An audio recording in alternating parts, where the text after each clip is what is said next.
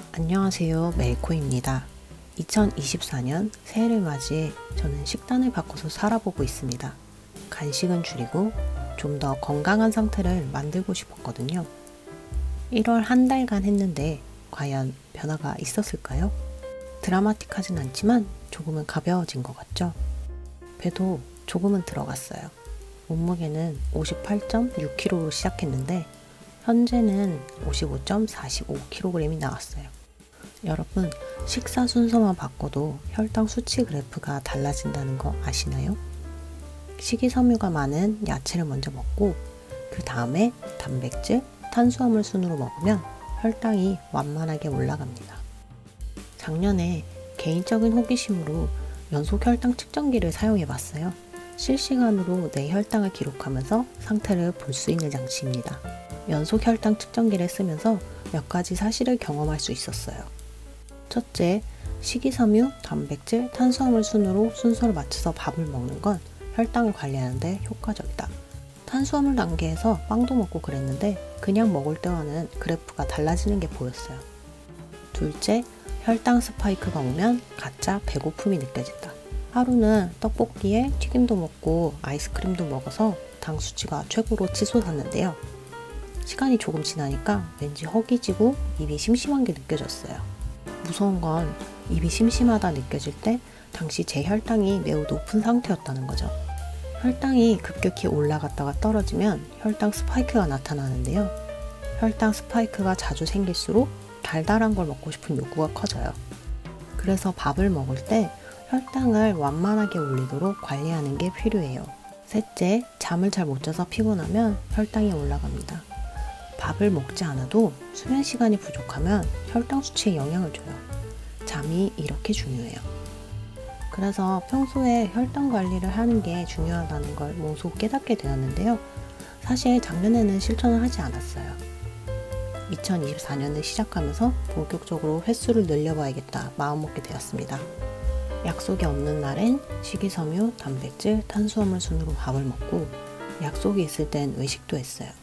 그럼 한 달 동안 제가 어떻게 먹었는지 과정을 공유해 볼게요.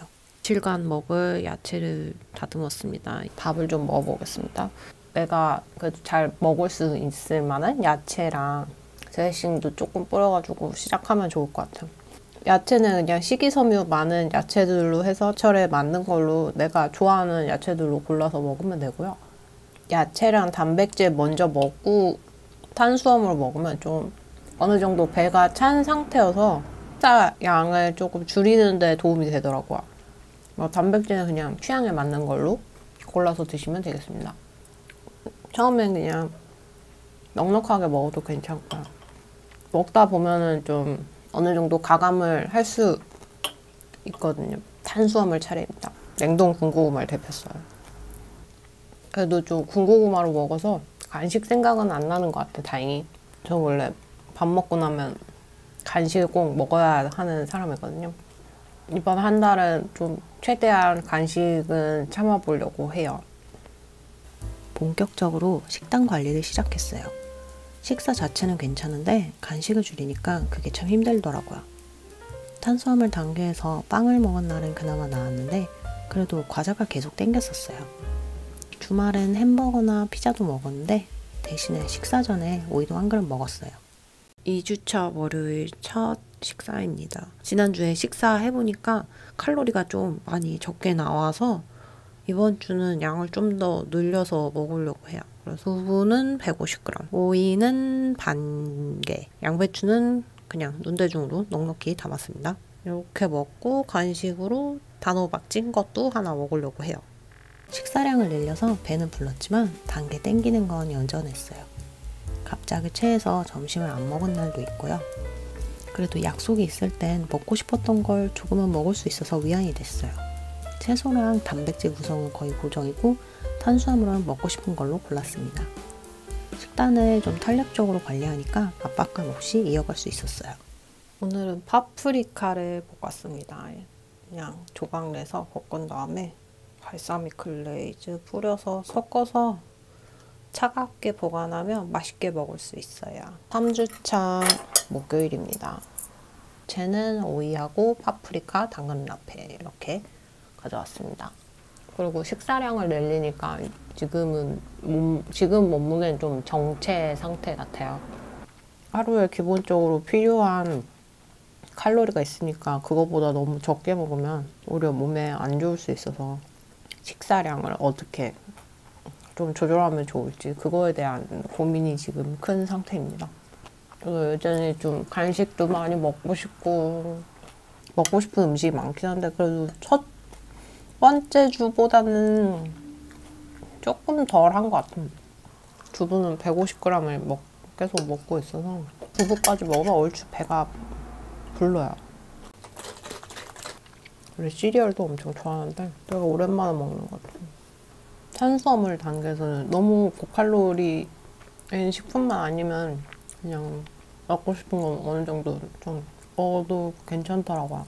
개인에 따라서 차이는 있을 수 있습니다. 월요일부터 너무 푸짐하게 먹었지만 화요일에 다시 가볍게 먹었어요.